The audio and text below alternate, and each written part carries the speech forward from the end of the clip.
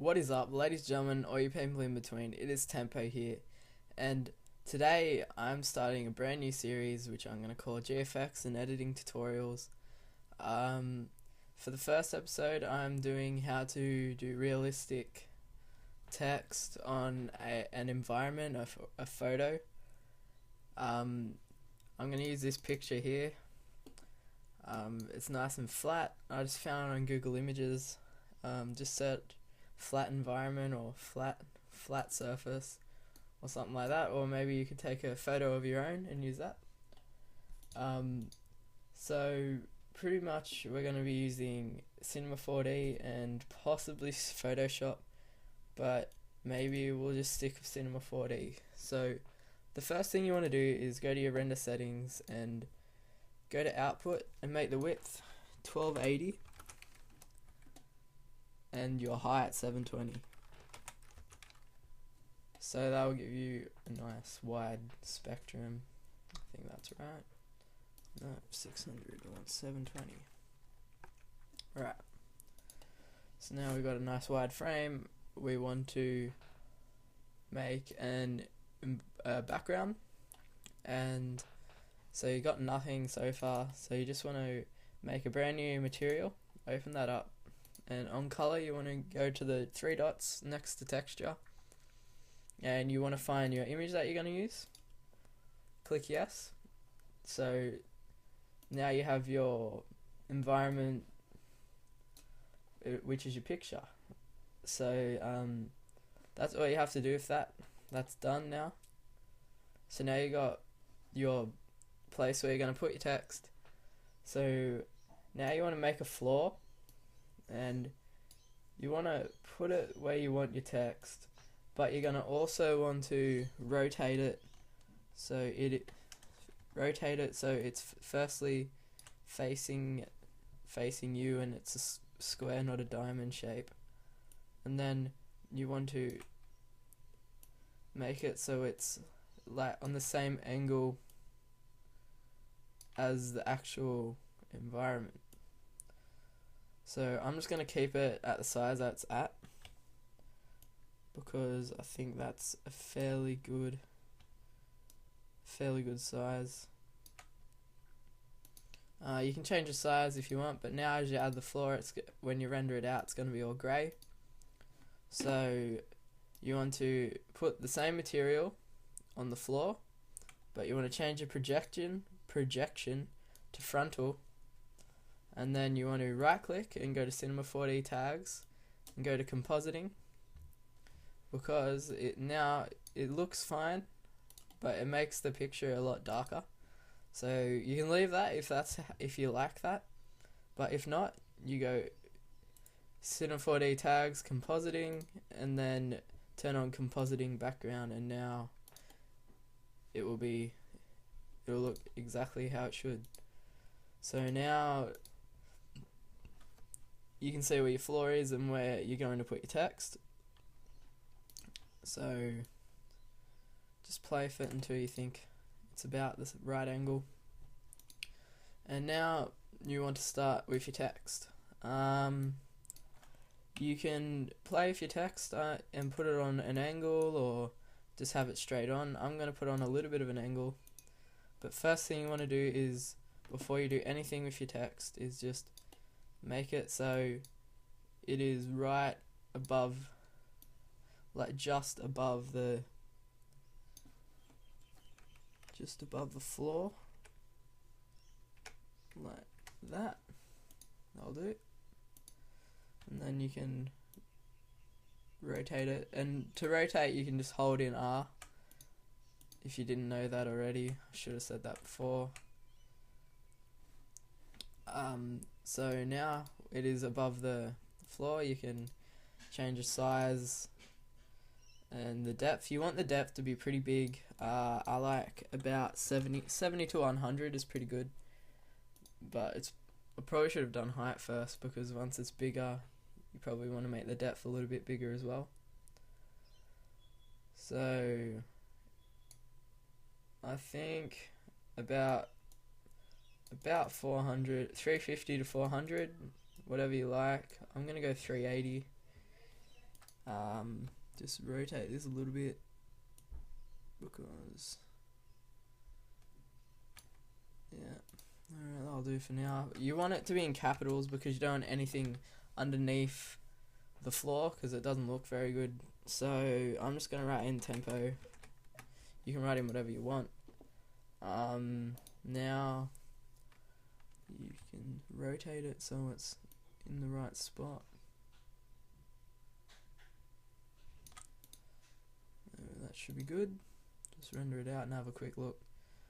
Now, if when you render it out, it doesn't look very good. Looks like you've just put some 3D text on top of a picture. So now we're going to add a sky. And you want to go to Cinema 4D tags and compositing, and then you want to turn off scene by camera, and that'll help you later on. So you can still see your text because it goes all black and it just looks like one big shadow once you're done. So now you want to make a material for your text. So you want to make a brand new one and go down to reflection. You select that one and bring the brightness down to about 20, between 10 and 20. You can play around with it. If you like more or less, you can do so. You want to go to texture and change it to Fresnel or whatever that says, and change the mix strength to about 40. You can change the color if you want. Might make a bit of a yellow. Whoops, not reflection, you want to do that in color. I think maybe, actually we'll just stick with white. You can go and change just by right clicking on the little sphere there, change it to object soft shadow because that looks pretty good once you're done. So now if you render it out, it doesn't really look any different, but if you add this on, hopefully you'll see a little bit of difference. And you can now see the shadows of the reflections of the floor. So, but it still doesn't really look very good. So to fix that, you want to go back into your render settings and go to Effect and turn on Ambient Occlusion, and you also want to turn on Global Illumination. And now in Global Illumination, you want to change it to IR plus QMC still image, and a good diffuse depth is 2 or 3. You can leave it at 1 if you want. I'm gonna go 3. Gamma you can take it up to 2, or maybe 2.2, whatever you think. You can play with that as well. Everything in this, you don't have to do exactly how I say, except for setting up the environment. But your settings with the text and the shadows you can change and fix up and make it to your own liking. So now, hopefully if we render it out, we'll get some nice shadows and it'll look more in place. So you'll see that it takes a lot longer to render because it adds the shadows. And now once you render it out, it's starting to look like it's meant to be there. So to make it look a bit better, I think maybe a bit more depth. I'm going to go for 120. And also change to a nice bold font. Something that's pretty thick and bold. Kimberly is a pretty good one. Just Google Kimberly font if you want to download it.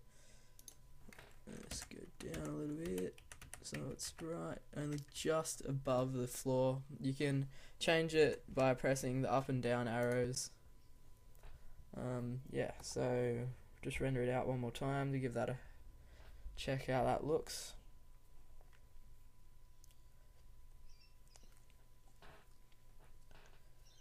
And yeah, as you can see, you're starting to get some nice shadows and inside and outside the text on the floor. So white doesn't really look that good because when you add shadows, it tends to turn to grey. So just find a color that suits your background. A I think a yellow would probably suit mine pretty well. A nice fluoro yellow. Another good thing is to add some fillet cap. Just by on your text settings, coming over to caps and making start and end fillet cap, and your fillet type you can play with and do whatever one looks good. I like 1 or 2 steps. I'm gonna go with 1 step, and you should get some pretty nice shadows between the step there. And yeah, color, if you find a nice color, it is a nice touch and it looks pretty good as well. So now if you render it out, you get the nice reflections and also some nice shadows. So now the text looks like it's meant to be there. But to give it that edge, you want to just turn up the spacing a little bit, the horizontal spacing. And then once you know that everything's perfect with the text, press C, and you get every letter as a separate layer. So, and then by holding R again, you can rotate and move the each letter to what you think would look good.